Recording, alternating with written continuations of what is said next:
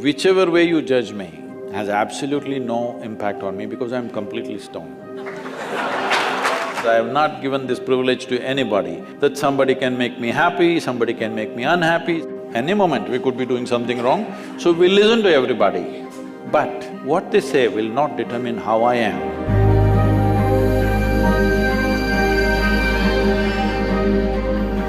So Sadguru, sometime back I happened to be in a situation where a friend of mine was drunk. So when she was in the drunk state, she was repeatedly saying that please don't judge me as I'm drinking, please don't judge me. It is… but she's lost her judgment, but she doesn't want you.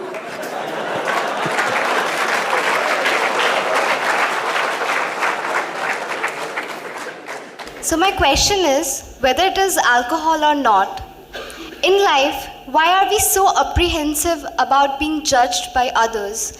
And how can we not let this come on our way of being happy?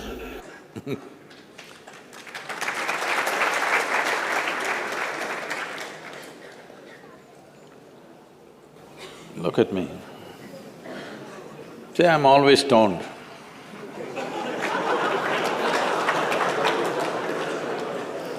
Never touched a substance, but always stoned. You can judge me whichever way you want.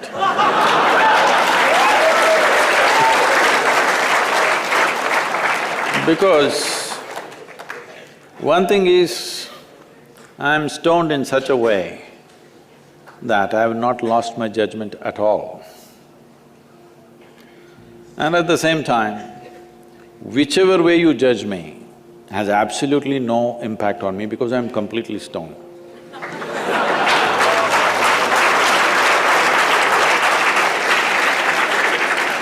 Having said that, why this consumption of alcohol and drugs is growing the way it's growing in the world is, this is because the heavens have been collapsing.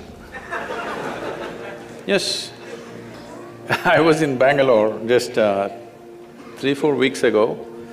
There were over 8,000 people doing a 2-day program with me. And just casually I asked, how many of you think you will go to heaven? Only 5 hands went up. Then I asked, are you all the hell people? No, it's just that both heaven and hell have collapsed in people's minds. This is the first time in the history of humanity that this many people in the world can think for themselves. Otherwise, your priest, your mullah, your pandit or a book was thinking for you. The first time that so many people can think for themselves. Or they're thinking right, thinking wrong, there are many issues about that. But they're thinking right, thinking wrong, but they're thinking. So all illogical things are naturally collapsing.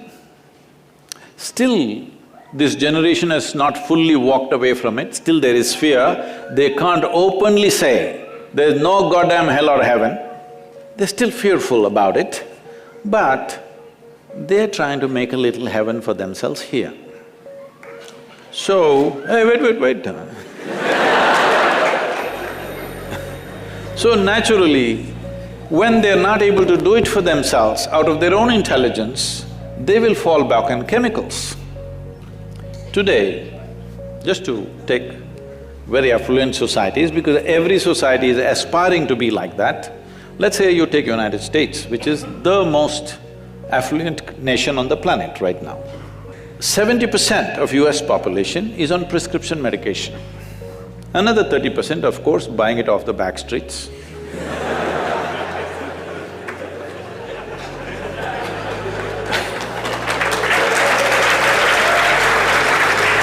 Most affluent nation, obviously affluence is not working.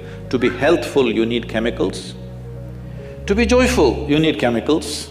To be peaceful, you need chemicals. To be ecstatic, of course, that is ecstasy. So, I'm not even looking at it morally. It's never a moral issue for me. If 90% of this population right now is on chemicals, believe me, the next generation that we produce will be a generation which is much less than us. If we produce a next generation less than ourselves, we have committed a crime against humanity, because the next generation must be at least one step ahead of us, otherwise we've lost it. We've lost the entire process of civilization when we produce a next generation which is actually less than us. So, we are heading towards this rapidly. Unless we teach individual human beings how to simply sit here and be blissed out. Stoned enough or no? Just look at me. But am I conscious enough, alert enough, clear enough? If there was a way to intoxicate yourself without losing your judgment, without losing your awareness, without losing your intelligence, it's a great thing.